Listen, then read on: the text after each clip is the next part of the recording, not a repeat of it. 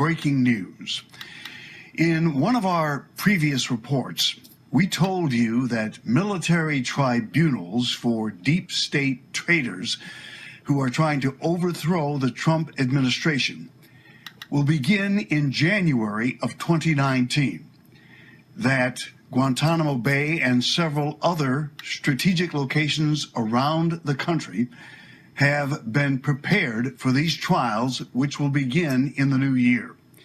These trials will be secretive. They will not be open to the public. The mainstream media will not be allowed to cover them. And as a result, you will not hear much about these trials when they begin. Only select alternative media have been given access to these trials. We are one of those alternative media sources that will be providing you with complete coverage of the military tribunals.